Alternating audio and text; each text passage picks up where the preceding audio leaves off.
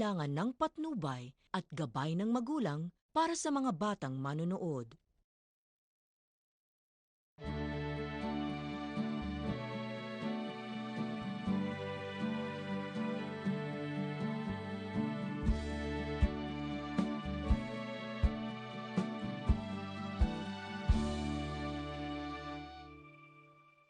Ang bawat ina sa mundo ay may kani-kanyang sakripisyong pinagdaraanan. Sila'y nakahandang ipagkaloob ang buong makakaya, may dulot lamang sa mga anak ang kanilang mga pangailangan, at sila'y maihanda sa isang magandang kinabukasan. Ang kwentong mapapanood po ninyo ngayon ay tungkol sa isang ina na nagpunyagi na may bigay sa mga anak ang mabuting kapalaran. At higit sa lahat, siya ay nagsilbing halimbawa sa masiglang pagtupad ng tungkulin sa loob ng Iglesia ni Cristo. Panoorin po natin ang kanyang kwento. Sinasabing ang buhay ng tao ay tulad ng bawat umaga na sumasapit sa dapit hapon. Ang lakas at sigla ng isang tao sa kanyang kabataan ay lumilipas at sumasapit sa kanyang katandaan. Para kay kapatid na Tarsila Saberon, o mas kilala sa tawag na Nanay Tarsing, wala siyang dapat ikalungkot kung lumipas man ang kanyang kabataan, lalo na't alam niyang ang umaga, katanghali ang tapat o buong maghapon na yugto ng kanyang buhay ay nagugol sa makabuluhang gawa at magagandang alaala. Isa sa mga ito ay ang tagumpay nila ng kanyang yumaong asawa sa pagtataguyod ng kanilang 7 anak at masasabing nakamit nila ang magagandang kapalaran. Subalit bago nila narating ang ganitong kalagayan, namuhunan sila ng ibayong hirap. Ang hanap buhay ko noon, meron akong dress shop. Magbuhat noong pakasal po kami ng asawa ko. Taon-taon na yung panganganak. Siyang po yan, ano po? Kaya naging napakahirap. Isang matinding dagok ng pagsubok ang nasagupa noon ni kapatid na Tarsing. Nagkasakit po ako dahil nga doon sa sunod-sunod na panganganak. Na-pressured ako na magtabas, magtahi. Dahil ganyan talaga pagka tumatanggap ka ng tahiin, pressured ka na tapusin, di ba? Bagong panganak ako, rheumatism of the bones. Na yan ang sabi ng doktor. Nung nagkasakit ako na yun, muntik po akong mamatay. Dahil napasabay na nabuntis po ulit ako. Dahil nga po mahina siyempre yung resistensya, may sakit ako ano po. Naagasan ako ng dugo. Itinakbo ako sa ospital.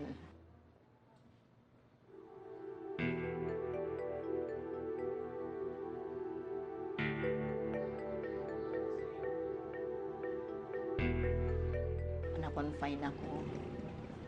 Ang diagnose ng doktor, the baby is dead. Kailangan po kayong maoperahan agad dahil ikamamatay nyo pag hindi kayo maoperahan.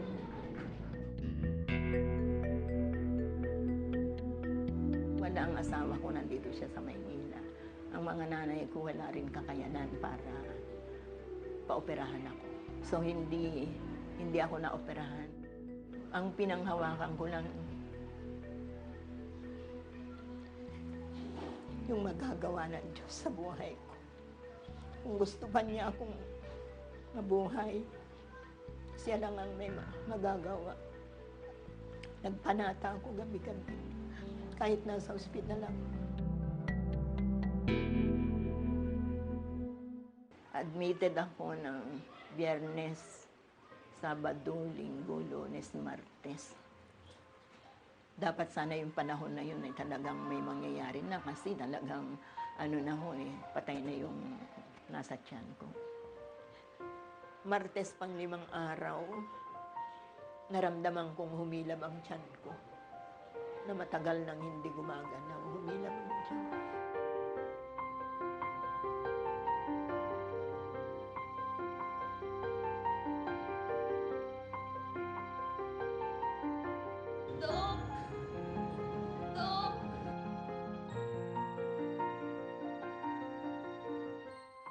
Sinagot ng Diyos yung danahin ko. Kaya nailabas ko yung bata. Nahayag sa kanya ang pangako ng Diyos na pagtulong sa mga lingkod na nasa matinding pangangailangan. Ang paghihikaw sa buhay ay pang-araw-araw na dalahin nila noon. Ang isa sa mabigat na dalahin ng isang ina ay yung pag may pangangailangan ng mga anak na wala kang maibigay. Isa sa pinaka mahirap. Ang aking tatay po ay isang labor lang sa isang kumpanya. Maaga pa ho, nahubog kami na sa gawaing bahay, bagamat kami puro lalaki. Ang iba po ay taga-igib, taga-luto. Nandiyan po na kami ay naglalako ng mga dyaryo. Pagka dumarating ang ganong mga pagkakataon, may mga pangangailangan ng mga anak ko, nananalangin ako sa Diyos. Nagpapanata. May paraan ng Panginoong Diyos. Kahit sa munting kaalaman ko sa hanap buhay, sa pananahi, ay dumarating ang biyaya. Ay pagdating ko sa kasipagan sa paghahanap buhay, lalo pagka kung sasaalang-alang na babae ang aking ina, nahigitan pa niya yung ibang mga lalaki pagdating sa kasipagan sa paghahanap buhay. Hanggat may pagkakataon sinasamantala lagi ng aking ina kung saan po pwede siyang kumita, pinag-aaralan niya, pinapasok niya. Abot ng aking naunawaan ay parang agency manager siya dyan sa isang kumpanya. Dumating po yung panahon na pinasok ko ang sales. Dahil ang kinikita ko sa pananahi, hindi na makakasapat. Malalaki na lahat ng anak ko. Ang mga pagsubok na pinagdaanan ay maluwalhati nilang nalampasan. Lahat ng kanilang 7 anak ay napag-aral nila. Unti-unting naibibigay ko yung sapat na pangangailangan ng aking mga anak. At nakapagpatayo rin ako ng maliit na bahay. Awa ng Diyos, kahit hindi man ho masagana ang buhay, maayos na nakapaglilingkod sa Panginoong Diyos. Ayon kay kapatid na Edgar, na isa na ngayong matagumpay na negosyante, ang pagsisikap nilang magkakapatid na magtagumpay ay para rin sa kanilang mga magulang na nakita nilang nagpakasakit para sa kanila. Mahal na mahal ko ang nanay ko sapagkat alam ko paghihirap niya sa amin at alam ko rin ang kanyang paghihirap, ang mga tiisin hanggang sa ngayon.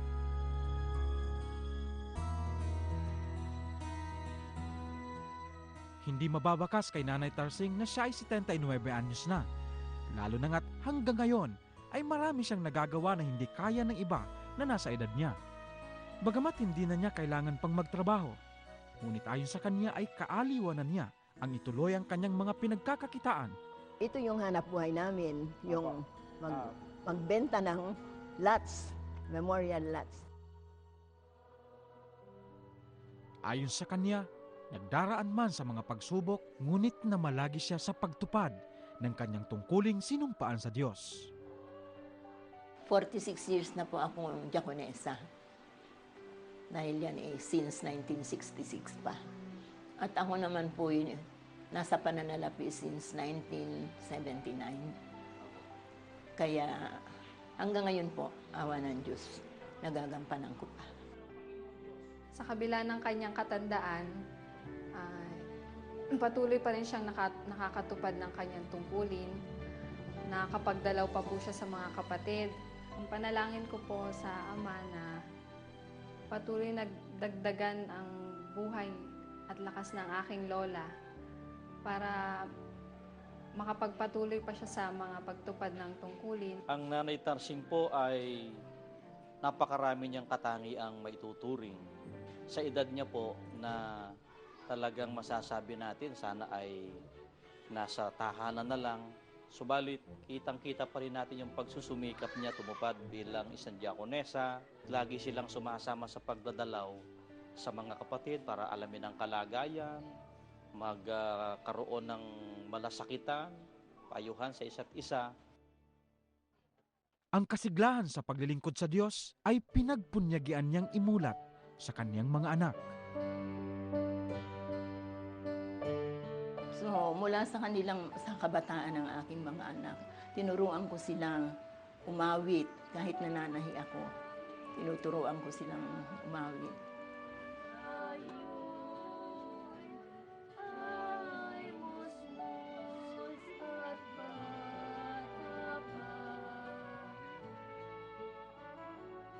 Sa edad na 6 na taon ay naging mga awit na ako sa pagsamba ng kabataan sa lokal ng Tayuman. Naalaala ako na lahat kaming mga magkakapatid umaawit na rin sa pagsamba ng kabataan doon. Ipinagpapasalamat niya sa Diyos na ang dalawa sa mga anak niya ay lumusong sa banal na ministeryo. Si kapatid na Adriel Saberon ay nakadestino sa lokal ng Macalas, Romblon, at si kapatid na Sunny Saberon ay nakadestino sa isa sa mga lokal sa Middle East. Natupad yung aking pangarap na magkaroon ng anak na mga ministro. Napakasarap po. Nagiging inspirasyon ko yung katiyakan na lalo silang malalapit sa Panginoong Diyos. Mapalad ako at saka lahat kaming magkakapatid na nagkaroon kami ng ina na katulad ng ating ina na hindi tumigil, na laging iniisip yung para sa aming kapakanan. Kaya mahal na mahal namin ang aming ina. Isa sa mahahalagang pananagutan ng isang diakonesa sa loob ng Iglesia ni Cristo ay ang dalawin ng mga kapatid na nasasakupan niya upang payuhan at patibayin sa pananampalataya. Ito ay masiglang nagagampanan ni kapatid na Tarsing. Kapag ako'y nagdadalaw, nakapagpapayo ako, masaya po ang kalooban ko kapag nagampanan ko na yung tungkulin na yun.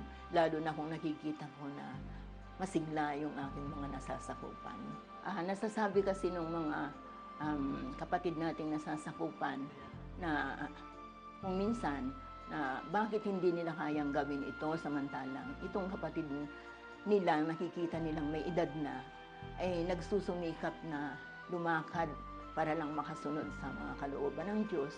Kaya sila man din, nagkakaroon din sila ng pagnanais na makasunod na gaya ng nakikita nila sa mga may tungkulin. Ang hiling ko sa Diyos, mapanatilihan ko ang tungkulin ko hanggang sa huling sandali na ng buhay ko. Bagamat ako'y nasa 79 na taong gulang na, malakas pa ako, kinikilala kong yan ay biyaya ng Diyos sa buhay ko.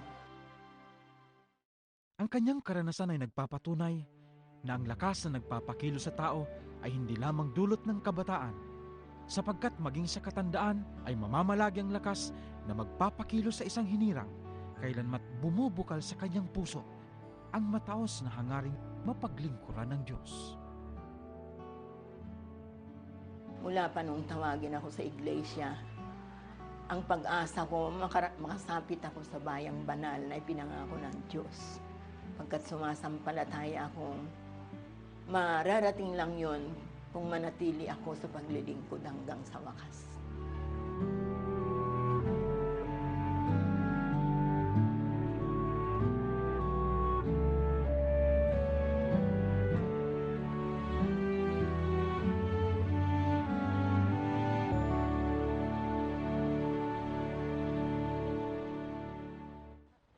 Ang kwento ng pananalig ni Nanay Tarsing ay kumakatawan sa pananalig ng napakaraming may tungkulin sa loob ng Iglesia ni Cristo, na bagamat nasa katandaan na ay buong giting na nagpapatuloy sa pagtupad ng tungkulin. Hindi alintana ang paghihina ng katawan, sapagkat nag-uumapaw sa kanilang puso ang malalim na pag-ibig sa Diyos at sa kanilang sinumpaang tungkulin.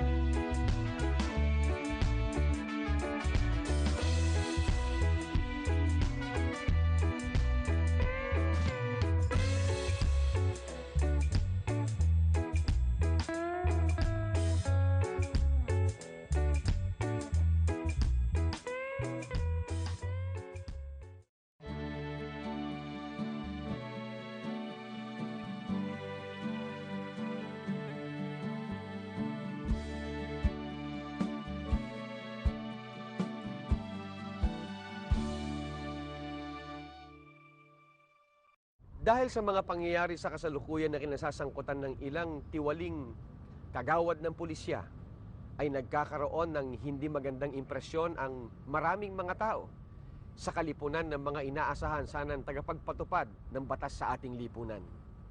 Sa panig ng mga kaanib sa Iglesia ni Cristo na kagawad ng pulisya, sinisikap nilang matupad ang kanilang tungkulin nang naaayon sa kalooban ng ating Panginoon Diyos. Tunghayan po natin ang kwento ni kapatid na Ismael Historilio, isang diakono sa lokal ng Mansalay, Distrito Eclesiastiko ng Mindoro Oriental. 15 taon na sa serbisyo si kapatid na Ismael Historilio. Senior Police Officer 3 na siya ngayon at hepe ng Investigation Section ng Mansalay Police. Sa pagpupulis po at bilang pag-serbisyo ng halos sa 15 taon na po, meron po kaming mga operation po na napupunta po kami sa malalayong lugar at kabundukan dahil po sa kailangan po natin mag-conduct ng investigation doon ay kailangan po namin puntahan kahit na nasa malalayong lugar at doon po ay yun nga po halos 2 araw po, araw at gabi naglalakad po kami para lang marating po namin yung lugar kung saan po merong kriminalidad at nabigyan naman ng katarungan yung biktima. Yun po ang may kahirapan din sa mga pag-serbisyo. Sa mga lumipas na taon, sinikap niyang maipatupad ang batas sa kanilang lugar upang mapairal ang kapayapaan. Unang-una po dahil po sa pagpupulisan nga po, napakahirap nga po talagang tungkulin din maglingkod. Sinisikap ko po na talagang matupad po yung makapaglingkuran po yung mga mamamayan at maproteksyonan po sila sa mga kapisala po sa kanila. Kaya nga po kami ay Philippine National Police para kami ang magsilbi sa kanila to serve and protect po. Sa pagtupad niya ng tungkulin bilang pulis, laging isinasaalang-alang hindi lamang ang karapatan ng kapwa, kahit ang mga may paglabag sa batas. Isinasaalang-alang din niya ang kanilang damdamin. Bilang pulis po, akin pong pinananatili na yung hindi po ako makakasakit ng kalooban at ng mayayapakan po natin yung karapatan ng mga mamamayan po. Pag ako po ay nakaka-aresto ng tao, hindi ko po nilalabag yung kanilang karapatan at talaga pong ipinapano ko sila na yun ay trabaho lang at saka pinapadama ko po sa kanila na hindi po ako galit o yung pong pinatupad ko ay utos nila sa akin ng batas at sila po ay binibigyan ko sila ng tulong at halos nga po yung ibang na-aresto ko na po na may kaso rin, bumabalik ko po sa akin, nagkapasalamat pa. Yun po aking pinagkapasalamat. Hindi nakapagtataka na ganito ang maging prinsipyo niya sa pagtupad ng tungkulin bilang alagad ng batas, sapagkat laging kaakibat nito ang kanyang pagiging kaanib sa Iglesia ni Cristo. Laging sinasaisip ko na bilang Iglesia ni Cristo po, hindi po dapat gumawa ng ikahasama po na aking tungkulin. Ano po? Ako po ay sumasanggungunin muna sama. Sinasabi ko, ingatan niyo ako. Sana po, walang isa man akong masaktan o mapahamak para po magampanan ko yung tungkulin ko at sa kanya rin sa Diyos. Na ako po nagkapasalamat sa patuloy po ito na akong ingatan. Dahil sa kanyang pagkisikap sa pagpapatupad ng batas at pagkiserbisyo sa mga mamamayan ng Mansalay, ay tumanggap siya ng gawad ng pagkilala mula sa lokal na pamahalaan. Noong pong nakaraang November 14, kami po ay isa po ako sa binigyan ng gawad ng provincial governor bilang pagkilala po sa isa sa pinaka-outstanding na pulis dito sa Oriental Mindoro. Siguro po ang nakita na po nila sa akin at mga accomplishment ko na naging batayan nila para ako po igawaran ay yung pong patuloy na kampanya po namin sa mga pagpapatupad ng batas. Ano po, sa akin po kasi bilang chief investigator po, yung pag may mga krimen po o kaya may paglabag, sa akin po talaga dumindirect ko sa section ko ay marami po akong na-file na kaso sa halos sa buong taon po. Maligaya si kapatid na Ismael sa feeling ng kanyang tungkulin bilang pulis. Maligaya rin siya sa feeling ng kanyang asawa at mga anak. Subalit higit ang kaligayahang dulot sa kanya ng kanyang ginagawang paglilingkod sa Panginoong Diyos, kasama ang buong sambahayan. Sa pagtupad po ng tungkulin bilang isang kagawad po ng Philippine National Police ay mahalaga po sa akin dahil sa yan po ay napapangalagaan ko yung kapakanan ng mga ng taong bayan, lalo na po yung mga sa bayan aking pinaglilingkuran para po sila mambuhay ng matahimik at malayo sa kriminalidad. Pero ang pagtupad po ng tungkulin bilang katiwala at diakono, mas importante po dahil sa pagtupad ko po at ng tungkulin ay madadala ko po yung aking mga nasakupan, lalo na yung mga kapatid, doon po sa ipagkapagtatamo ng buhay na walang hanggan. Na yan naman po talaga ang hinihiling natin ng bawat isa sa pagdating ng ating Panginoon sa Kristo ay makakasalubong po tayo sa Kanya, makakasama po tayo sa bayang banal. Maging ang kanyang sambahayan ay sinisikap niyang laging makasama sa masiglang paglilingkod sa Panginoong Diyos. Lagi niya po kaming pinaalahan, kasama po yung mga anak namin na kapag oras na po ng pagsamba, kailangan po kami makatupad ng aming mga tungkulin. Sumasampalataya si kapatid na Ismael na hindi siya nawaglit sa pag-iingat at pagpatnubay ng Panginoong Diyos. Kaya bagamat mapanganib ang kanyang gampanin bilang pulis, ay namamalaging payapa ang kanyang buhay. Sa tulong po natin Panginoon Diyos ay hindi ako nang po nalagay pa sa panganib ang aking buhay. Sumasampalataya rin siyang ang lahat ng mga bagay na kanyang tinatamasa ay mula sa Panginoong Diyos na kanyang kinikilala at pinaninindigan ng paglilingkuran anuman ang masagupa sa buhay. Ako po ay bilang Iglesia ni Cristo po, ako ay panatag na dito po sa Iglesia ni Cristo ay dito ko po nasumpungan ang tunay na paglilingkod sa Diyos. At hindi na po ako magkababaya pa. Pagkapatuloy ko po ito hanggang wakas. Sapagkat alam ko po na dito sa loob ng Iglesia ni Cristo, ang Iglesia ni Cristo lang po ang may karapatan na sakali man tayo ibawian na ng buhay, alam ko po na ako ay magtatalaga at masusunod ko po yung mga tuntunin na itinutos po ng ating Panginoon Diyos. At ako po ay magmamana ng buhay na walang hanggan. Na yun po talaga ang aking hinahangad, pati po ang aking sambahayan. Kung pinagsisikapan man ni kapatid na Ismael na matupad ang kanyang tungkulin bilang isang pulis, ay higit niyang pinagsisikapan na mapagtalagahan ang paglilingkod sa ating Panginoon Diyos.